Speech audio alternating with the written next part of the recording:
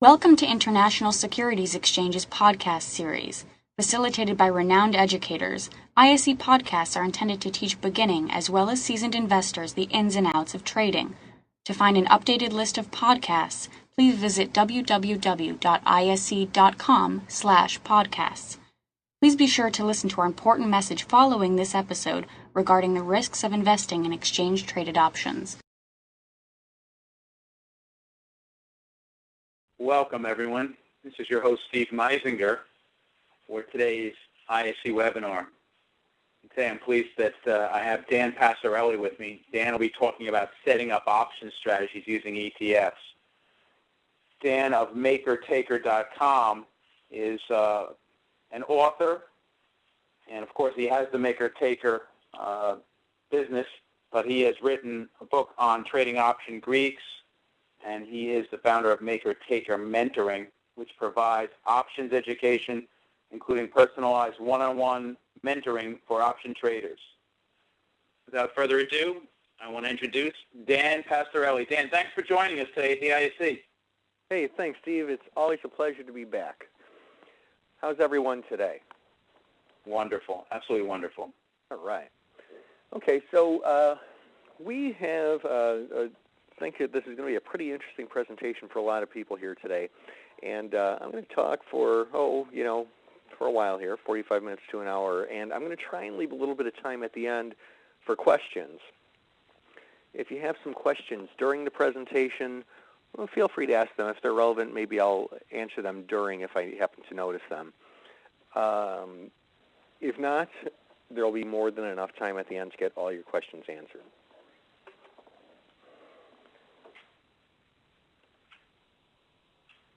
I do need to point out before we get going here that options are not for everyone, and you should read characteristics and risks of standardized options. If you've got a brokerage account and you're approved to trade options, you probably already have a copy of this. If you don't, you can call 1-888-OPTIONS. That's the home of the Options Clearing Corporation, or there's an address here you can mail into them, and you can get your very own copy of characteristics and risks of standardized options, otherwise known as the Options Disclosure and Disclaimer Document. But, the legalese part of this is, I would say, secondary to making sure that everyone understands what we're doing here. The ISE is good enough to put on educational presentations at no cost to you guys, and I'm very proud to be a part of that. And what my goal is, and speaking on behalf of the ISE, if I may, Steve, what we're trying to accomplish here today is to provide you with some free education, not to give you advice, not to tell you what you should do, but to teach you something so that we put the power into your hands. I don't want to make my students reliant upon me. That's not my goal. Day one, when I start with a student, I'm weaning them off me. Knowledge is power, and that's what we're trying to provide here today, is to give you some knowledge so that you can be a self-directed trader and trade on your own and not take advice from me or anyone else. So here's what we're going to be talking about, different types of trading risks and ETFs, and then specific option strategies that may be appropriate for ETFs. All right, so first let's kind of think about this idea of trading risk. Risk, and from a trader standpoint, risk kind of means, at least the way I look at it, possibility of losing money or making money for that matter.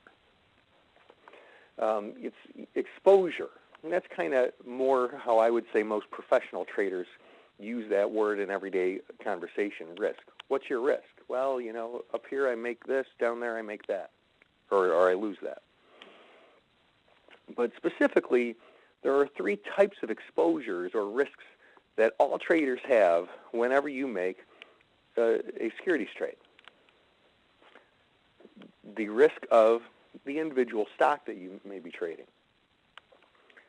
If you're buying calls or shares or puts or whatever in Target, TGT. Well, We're going to be wondering what Target's earnings are. That's going to have a big impact on share price. You know, we're going to be wondering what some of their financials are and what their strategies are, and we're going to be wondering how that company is doing as an individual company. But within that sector or that industry, there's a bunch of other competitors to Target, near and far competitors, JCPenney and, you know, the retailers. And you know what? What tends to happen sometimes is if Target has good earnings, you'll see a lot of these other companies that are in the retail sector rise with Target in sympathy with it, or fall if they have bad earnings. It's what we call sector or industry risk. And then, of course, all trades have some degree of systematic or market risk. That's basically the risk of the market as a whole. I mean, it doesn't matter what stock you're trading. If the market loses 5% today, there's a pretty darn good chance that your stock is going to lose pretty big as well. If the market rallies a couple percent, there's a pretty good chance your stock might rally. So all individual equity trades have these three risks.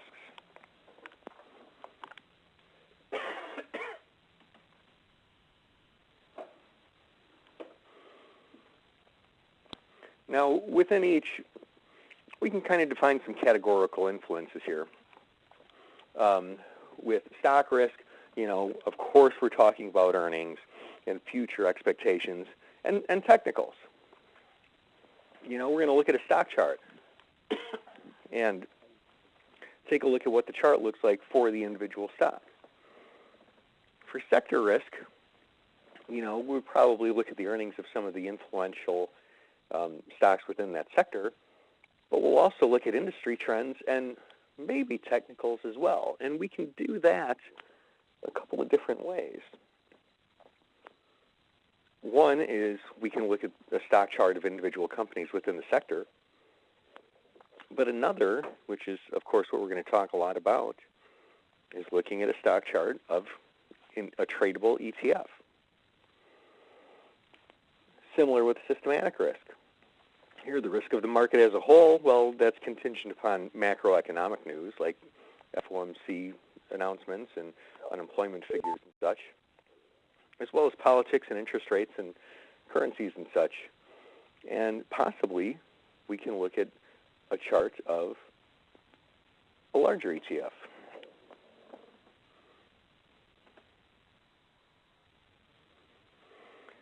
Now, of these three right here, what we're not going to be talking about today are individual equities.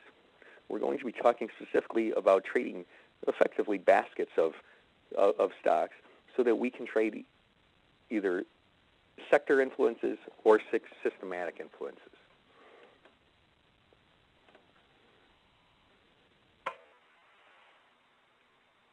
Let's chat a little bit about ETFs.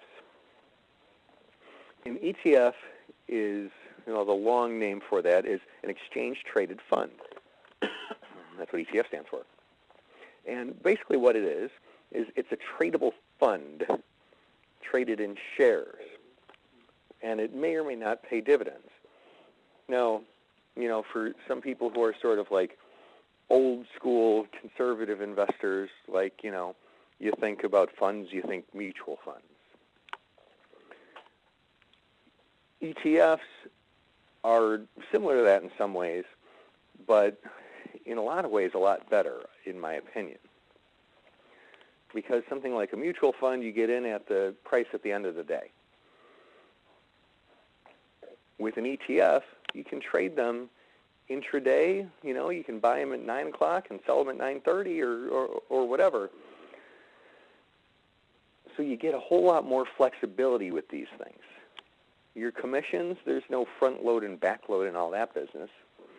You just pay a small commission through your online broker and you can trade them just like an individual stock.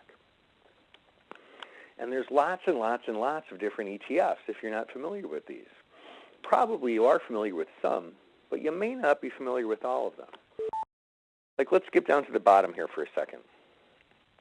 The SPY, right? That's the Standard & Poor's Depository Receipts. Spiders is what those are called. You probably heard of them. Or the Qs, QQQQ. It's the PowerShares QQQ Trust Series. That's an ETF on the NASDAQ. These have been around for a long time, and they're pretty ubiquitous. Chances are you've heard of them. But now let's skip back up a little bit here and talk about some of these sector ETFs, which may or may not be new to you. FCG, that's the ISE Revere Natural Gas Index. FLM is the ISE Global Engineering and Construction Index. FAN, it's the ISE Global Wind Index. And you can see that there's, got about 7 just listed here. And you can see that there's a really, really diverse, different set of things that you can trade. So really, I mean, you can kind of find an ETF really probably to trade just about anything you can imagine.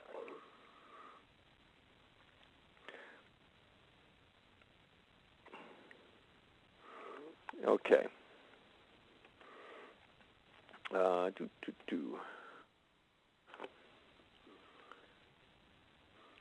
So kind of the strengths with ETFs are you can take a position in the whole industry, or on the market as a whole.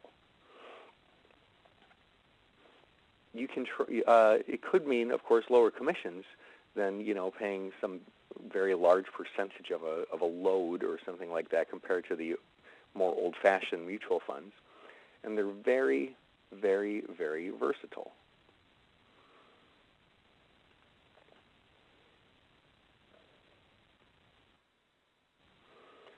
Okay, so now we're going to kind of go into this idea of trading of option strategies specifically for ETFs. Bless you. And bless you. So we are going to go into that right now.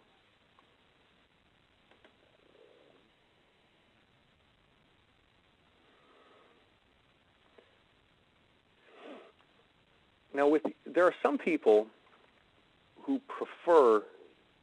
Oh, and I'm kind of hesitating here because I'm looking at a question here. Somebody is asking what the difference between ETF and an ETN is, and an ETF is an exchange-traded fund, or an ETN is an exchange-traded note, which is sort of a debt thing. So it's kind of different, and this presentation is really focusing on the exchange-traded funds. Okay, so there's that. John here, that's a basket of coughs. Nice, good. To go to confession. I'm reading the comments here, and they're kind of funny. Somebody's telling me I need to go to confession. Well, you're probably right. Okay. These trade just like equity options. Okay. Now, here's the thing about ETFs, is that the options on ETFs tend to represent 100 shares of the ETF, just like an equity option represents 100 shares of its underlying. So, not a real big leap if you've traded equity options before, not a really big leap at all. You can very easily become very comfortable with this. The only difference really is the underlying. And we can kind of categorize a couple of these differences and speak in general terms for a moment. Probably with ETFs, there's less volatility than the component stocks of the index. For example, like, take a very, very, very big ETF like the spiders. The SPY has a lower volatility than an individual stock typically. Why? Well, it has a lot to do with how how the risk correlation is calculated. You hear financial advisors tell you don't keep all your eggs in one basket. You need to diversify. That's because a diverse basket of stocks has lower volatility than an individual stock. And you can trade, of course, different risk factors. It's sort of the characteristic of that underlying that you're trading. Instead of worrying about, one particular company and, hey, I kind of like the retail sector, but I don't know if I should buy this stock or another stock. That's fine. That problem has become eliminated with sector ETFs because you can just trade a particular industry and just think about how that industry as a whole is doing instead of the individual components that make up that industry. For example, let's talk about a long call play here. A trader Tom, is bullish on natural gas companies. He likes that sector. He wants to buy a call on a natural gas company, but, he doesn't want to pick the wrong one. Possible solution, buy a call on the FCG. That's the ISE Revere Natural Gas Index. So here, instead of, trying to find a natural gas company that he likes and risk, picking the dog in the group, he can just simply control the whole industry with one single ETF.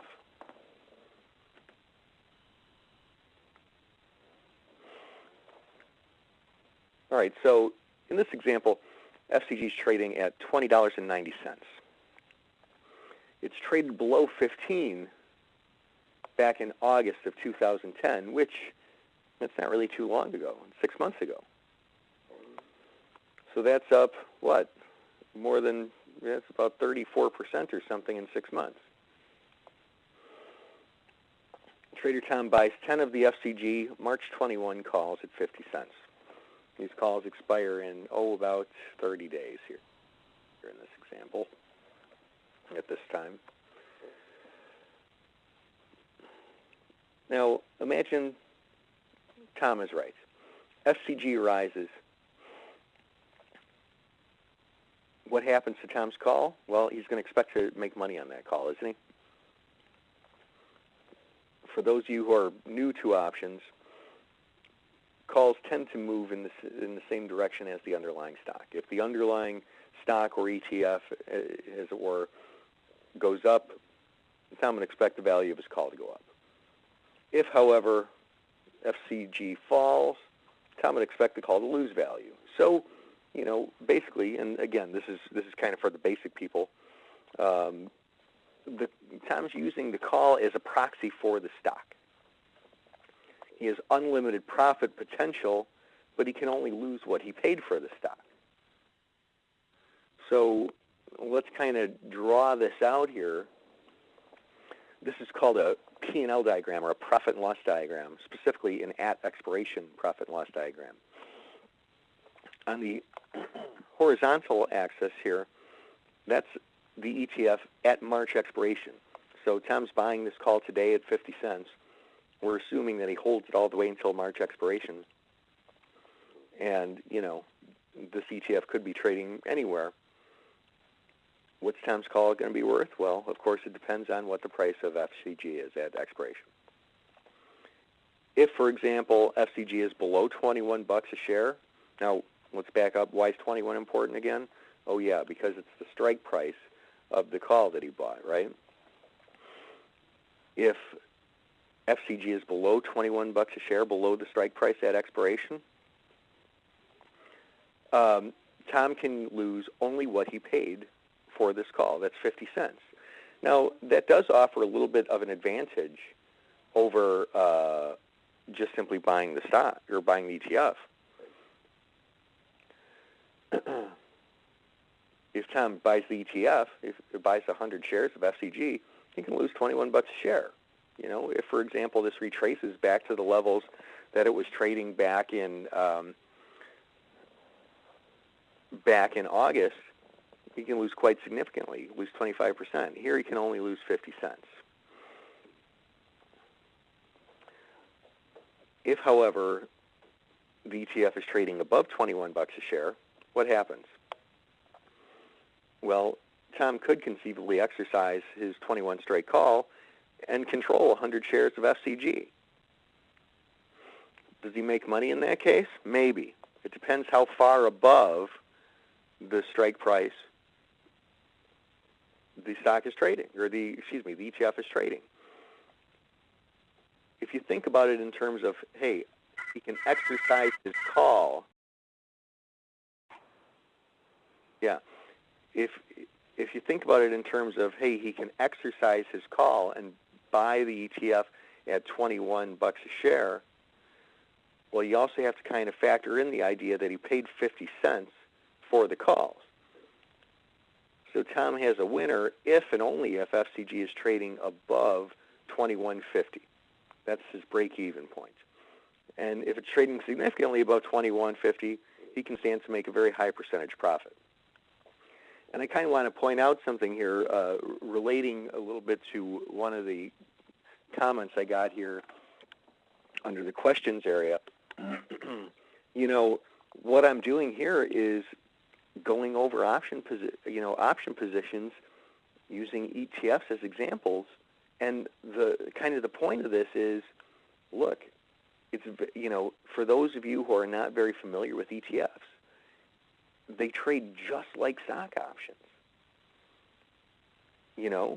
So that's kind of the point of this presentation, is just to show you, hey, look, if I've traded regular options before, I can trade ETFs, some of these ISE ETFs. I can trade them with ease, just like... Great point, Dan. Great point. Absolutely. Yeah. Thanks. So, that's, and that's really the power here, is that, they represent 100 shares of the ETF, just like a stock represents 100 shares of the stock.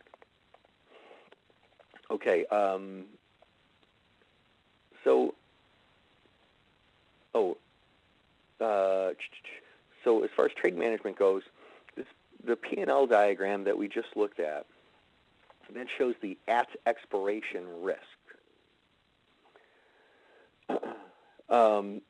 You don't have to hold the option until expiration. Now, the thing is with something like a mutual fund or something like that, that's very, very different. That's sort of like old-fashioned investing. Here, if I want to make a very, very short-term play, I can do that with an ETF. I can buy the call today, and I can sell it later today if I want to. I don't have to wait all the way until expiration.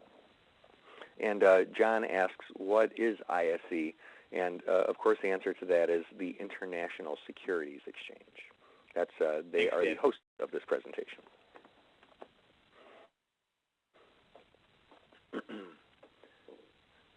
All right. Now, that was a very, very basic example. Let's talk about, something that's a little bit more for active traders here. Trader Terry is bullish to a point on natural gas companies.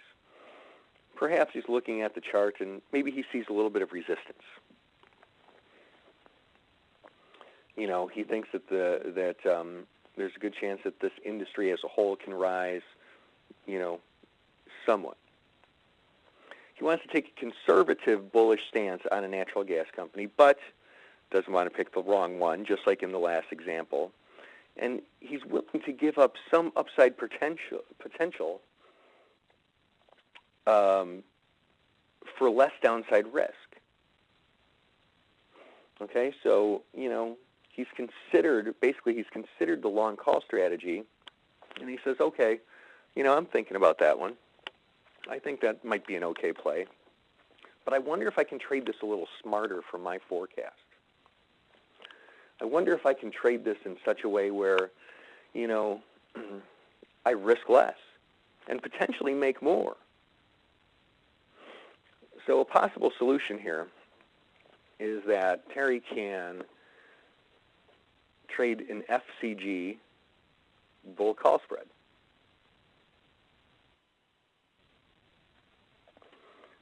So again, kind of a similar example, but it makes for an interesting contrast. FCG is trading $20.90 in this example. Terry thinks FCG will rise up to, but not beyond its resistance at $22 by March expiration. So, we're looking for some appreciation, but not a whole bunch. And of course, as I mentioned before, it's traded below $15 a share in August of 2010. And someone is asking here, is there an advantage of picking a bull call over a bull put? We'll save that question. We'll talk about that after this. Right now I'm kind of comparing just simply buying a call to trading a bull call spread and showing you those advantages and disadvantages. So here, Terry's going to buy 10 of the March 21 calls at 50 cents, just like before, just like in the last example, Trader Tom. But in addition to that, he's going to sell 10 of the FCG March 22 calls at 15 cents. So this is what we call a spread. It's a bull call spread where I buy one call and I sell a higher strike call. So the important thing here is the net cash outlay is significantly lower.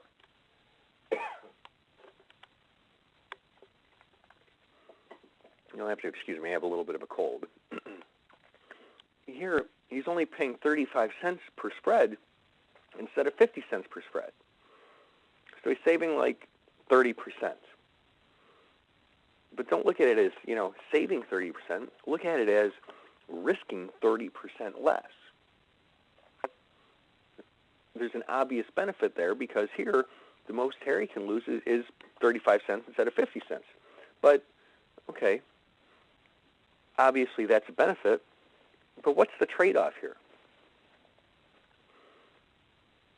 If he can lose less, does he necessarily make less? Well, that's the thing. Not necessarily. It kind of depends.